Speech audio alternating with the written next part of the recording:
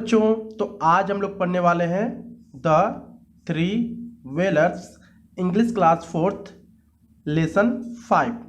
तो आइए इस वीडियो को स्टार्ट करते हैं। सबसे पहले इस लेसन का जो नाम है, इस नाम का मतलब हम लोग समझते हैं। द थ्री वेलर्स, वेलर्स का मतलब होता है विलाप करना या रोने वाला। ठीक है, जो लोग रोते हैं ना, उसके लिए है द थ्री वेलर्स। इसमें क्या होते हैं, तीन ऐसे व्यक्ति होते हैं जो काफ़ी जोर जोर से चिल्ला चिल्ला कर वे रोते हैं। ठीक है, वे तीनों व्यक्ति क्यों रोते हैं, जब हम लोग इस स्टोरी को पढ़ेंगे तब हमें पता चलेगा। चलिए शुरू करते हैं इसको। सबसे पहले हम लोग वार्म अप से स्टार्ट करेंगे। दिया है discuss with your classmates when do you cry, यानी अपने फ्रेंड्स से आपको बात करना है क्लास में कि आप कब रोते हो। कब रोते हो आप? वी हॉट आवरसेल्फ, जब हमें खुद से अपने चोट लगा लेते हैं कहीं से गिर के, ठीक है, तब हमें रोना आता है। वी आर एंग्री, जब हम लोग गुस्से में होते हैं तब भी हमें रोना आता है। ठीक है, sometimes it's not the way we want to be, यानी जब हम किसी प्रकार का चीज़ अपने अंदर हम होना चाहते हैं या किसी की तरह दिखना चाहते हैं, हम नहीं हो पाते हैं, तब भी हम लोग रोते हैं। वी आर सैड, जब आप या हम सैड या दुखी होते हैं तब भी हम लोग रोते हैं। वी लूज समथिंग, अगर आपने कुछ खो दिया, जैसे पेन है, आपका बुक्स है, कुछ खो गया, किसी दूसरे बच्चे ने ले लिया, तब भी आप रोते हो। तो आप डिस्कस करना है बेसिकली कि आप किस किस सिचुएशन में रोते हो। ठीक है, तो चलिए स्टार्ट करते हैं। तो यहाँ पर हम लोग मेन जो चैप्टर है उसको हम लोग पढ़ते हैं। दिया है वन डे, यानी एक दिन, old Mrs Chang got a letter. Mrs Chang, Chang क्या है? एक फीमेल है। ठीक है, फीमेल का मतलब एक औरत है, ठीक है, लेडी है। उनको एक लेटर मिलता है। It was from her son Chen, और ये चैंग है जो लेडी है, उनके बेटे क्या करते हैं, एक लेटर भेजते हैं, ठीक है, जिनका नाम चेन होता है। ठीक है, ये सन है, किसके सन है? चैंग लेडी के सन है, यानी बेटे हैं। Who lived in the town for away, जो ये लेडी है चैंग, उनके बेटे का नाम है चेन। जो चेन है वो काफ़ी दूर टाउन यानी एक शहर में रहते हैं। सी कुड नॉट रीड, और उनकी जो मम्मी होती हैं, ठीक है, चेन की, वो लेटर को नहीं पढ़ पाती हैं। ठीक है, उन्हें पढ़ना नहीं आता था। सो इसलिए she waited in front of her house for someone to come by and read out the letter to her. इसलिए वो क्या करती हैं, अपने घर के दरवाजे के सामने वो खड़ी हो जाती हैं और किसी दूसरे पर्सन के लिए वो वेट करती हैं कि वो आए और ये जो लेटर है उसको पढ़कर हमें सुनाए। आगे क्या होता है? आफ्टर सम टाइम, कुछ समय बाद, Warrior Wen came by. Warrior Wen एक आदमी रहते हैं, ठीक है, वो आते हैं उस रास्ते से, swinging his beautifully crowd staff. Staff का मतलब होता है लॉन्ग स्टिक, यानी वो अपने लंबे से स्टिक के साथ आते हैं। जैसे कि मैं अगर आपको ये इमेज दिखा दूं तो आपको काफ़ी क्लियर हो जाएगा। ठीक है, यहाँ आप देख सकते हैं, ये आते हैं, ठीक है, इनका नाम रहता है वेरियर वेन, जो अपने कर्व्ड स्टिक यानी स्टाफ होता है, मतलब एक स्टिक के साथ वो आते हैं। ओल्ड मिसेज चंग स्टॉप्ड हिम एंड सेड, इसके बाद ये बूढ़ी जो लेडी होती हैं वो कहती हैं कि आप रुक जाओ। ठीक है, वो रोकती हैं इनको। Oh brave warrior could you do me a favour, और वो पूछती हैं, हे बहादुर सिपाही या बहादुर योद्धा, क्या तुम मेरे लिए काम कर सकते हो? प्लीज़, कृपया करके, read out this letter from my son, कृपया करके मेरे बेटे ने एक लेटर भेजा है, उस लेटर को मेरे लिए पढ़ दो। ऐसा ये लेडी कहती हैं। किससे कहती हैं? ये वेन वेरियर नाम के एक जो व्यक्ति रहते हैं। अब आगे क्या होता है इस स्टोरी में, देखते हैं हम लोग। Warrior Wen agreed and took the letter from old lady. अब जो वेरियर वेन जो व्यक्ति होते हैं वो राजी हो जाते हैं उस बूढ़ी लेडी का पत्र या लेटर पढ़ने के लिए। Mrs Chang sat down in a eager anticipation of news from her dear son. अब जो ओल्ड लेडी होती है वो बैठ जाती हैं और सुनने के लिए वो तैयार हो जाती हैं अपने बेटे के बारे में कि उन्होंने किस तरह का न्यूज भेजा है। एंटीसिपेशन मीन्स क्या होता है? एक्साइटमेंट अबाउट, यानी किसी चीज़ के बारे में काफ़ी आपको एक्साइटमेंट होती है, उसको बोलते हैं एंटिसिपेशन। तो वो सोच रहे थे कि शायद जो मेरे बेटे हैं कुछ जरूर खास बात लिखी होगी इस लेटर में, इसलिए वे काफ़ी एक्साइटेड होती हैं। But one look at her letter and Warrior Wen begin to wail वाह वाह, ठीक है। यानी जैसे ही वो लेटर हाथ में लेता है, जो वॉरियर वो होते हैं वो चिल्ला चिल्ला कर रोने लगता है। आगे क्या होता है, what is it warrior Wen tell me is something wrong with my son asked old Mrs Chang worriedly. अब क्या होती है, जो ओल्ड लेडी होती हैं वो तो परेशान हो जाती हैं कि आखिर में जो वॉरियर वेन है, अभी हमने लेटर इनको दिया और वे लेटर देखते ही रोने लगे, आखिर में क्या हो गया, क्या मेरे बेटे के साथ कुछ गलत हुआ। Warrior when only looked at her and weld louder than before. इसके बाद से जो वॉरियर वेन थे वो बूढ़ी लेडी को देखते हैं और जोर जोर से और वो चिल्लाकर रोने लगते हैं, पहले से भी ज़्यादा तेज। Poor Mrs Chang was sure that something bad had happened to her son. इसके बाद जो लेडी है वो सोचने लगती है कि शायद मेरे बेटे के साथ कुछ गलत हुआ है, इसीलिए जो मिस्टर वैंग है वो चिल्ला चिल्ला कर रो रहे हैं। एंड सी टू बिगेन वेलिंग, और वो जो बूढ़ी औरत रहती है, ठीक है, जिसके बेटा ने पत्र लिखा हुआ था, वो भी वहीं पे बैठ के रोने लगती है। The tears roll down the cheek of the brave warrior and the old lady. अब दोनों इतने जोर जोर से रोते हैं, उनके जो आंसू होते हैं, जो चीक होता है गाल से नीचे आ रहा था। A little later peddler Peng come by. Peddler Peng एक व्यक्ति होते हैं, अब उसी रास्ते से वो भी गुजर रहे होते हैं। When he saw the old lady and the warrior wailing together, he sat down with them and began crying too. अब जैसे ही जो पैडलर पेंग दूसरे व्यक्ति होते हैं उसी रास्ते से आते हैं और उन दोनों बुढ़िया को और वेन जो वॉरियर वेन थे दोनों को देखकर रोते हुए वो भी वहाँ पर बैठ के रोना स्टार्ट कर देते हैं। Then three of the men wailing made of a loud noise. जब तीनों आदमी मिलकर एक साथ रो रहे थे तो इसके बाद से वहां पर ढेर सारे नॉइज यानी आवाज आना शुरू हो गया।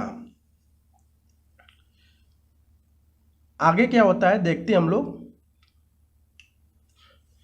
Hearing this loud cries master Ming whose school was around the corner rushed out.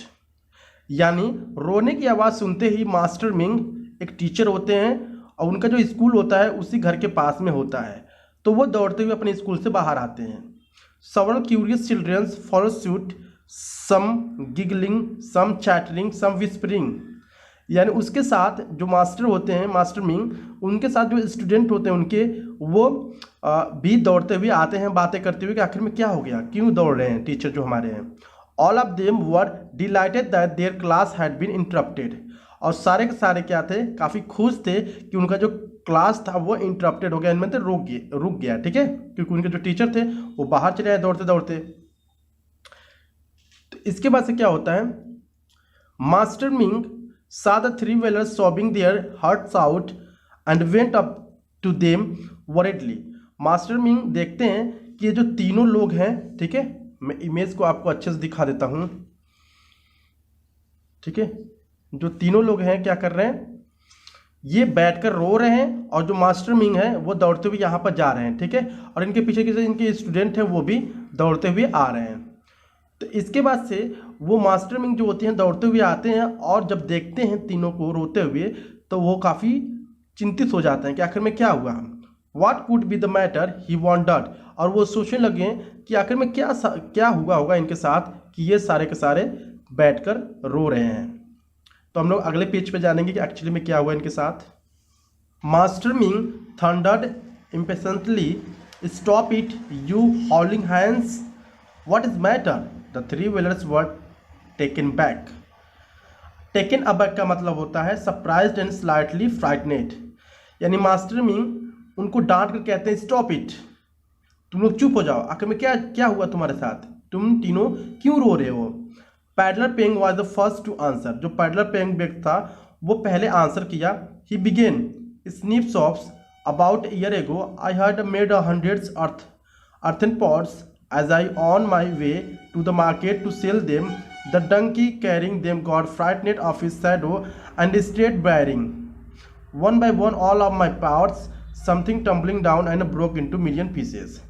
यानी पैडलर पेंग अपनी कहानी सुनाने लगते हैं कि मैं 1 साल बाद क्या हुआ मेरे साथ, जब मैं एक कम से कम 100 से भी ज़्यादा मैंने एक घड़ा बनाया हुआ था, ठीक है, और उस घड़े को बेचने के लिए मैं मार्केट जा रहा था। तो मार्केट जब मैं जा रहा था तो उस जो डंकी था लेकर जा रहा था उस घड़े को, वो अपने ही शैडो से यानी परछाई से डर जाता है और वो चिल्लाने लगता है। जैसे ही वो डर के अपने परछाई से और चिल्लाने लगता है तो वो जो जितनी भी घड़ा रहती है वो लेके जाता है, उसके ऊपर से नीचे गिर जाता है ज़मीन पर। अब जैसे ही वो नीचे गिर जाता है घड़ा, सारे के सारे जो घड़े थे वो काफ़ी चूर चूर हो जाते हैं, यानी मिलियंस ऑफ पीसेस में बट जाते हैं, यानी चूर चूर हो जाते हैं, टूट जाते हैं। I was so upset that I wanted to cry, और मैं काफ़ी दुखी था, मैं रोना चाहता था। But I couldn't because I had to make up for my loss, यानी लेकिन मैं नहीं रो सका।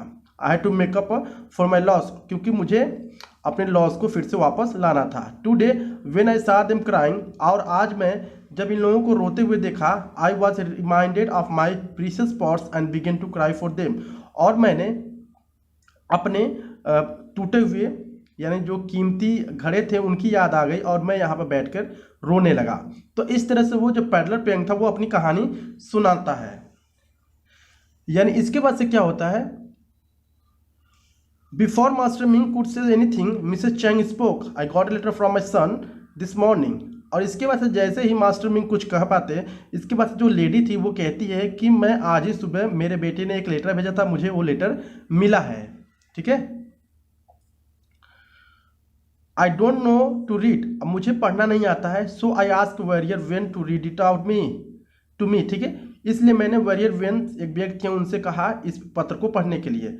But he began to crying as soon as he open the letter, लेकिन वो रोने लगे जैसे ही इस लेटर को ओपन करते हैं, खोलते हैं। Something very bad must have happened to my son, oh poor Chan, यानी शायद मेरे बेटे जो हैं उनके साथ कुछ गलत हुआ होगा, काफ़ी बुरा हुआ होगा, इसलिए वे लेटर को देखते ही रोने लगे। Master as a Master Ming consoled Mrs Chang, Warrior Wen bravely fought back his tears and said, fought back का मतलब होता है try hard not to cry, मतलब कि अपना जो रोना आता है ना उसको रोकना। फॉट बैक हिज टीयर इसको बोलते हैं, ठीक है, यानी रोने को रोकना।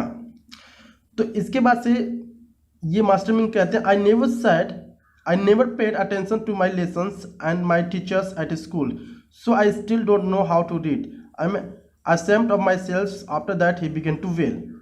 इसके बाद से वो कहते हैं मिसेस चैंग, ठीक है, और कहते हैं कि मैंने कभी भी जब मैं पढ़ रहा था, जब मैं छोटा था तो अपने क्लास में मैंने ध्यान नहीं दिया है, ना ही मेरे लेसन पर और ना ही मैंने अपने टीचर पर, ठीक है, इसीलिए मैं अभी तक मुझे पढ़ना लिखना नहीं आता है और मैं इस पर काफ़ी शर्मिंदगी महसूस कर रहा हूँ अपने आप पर।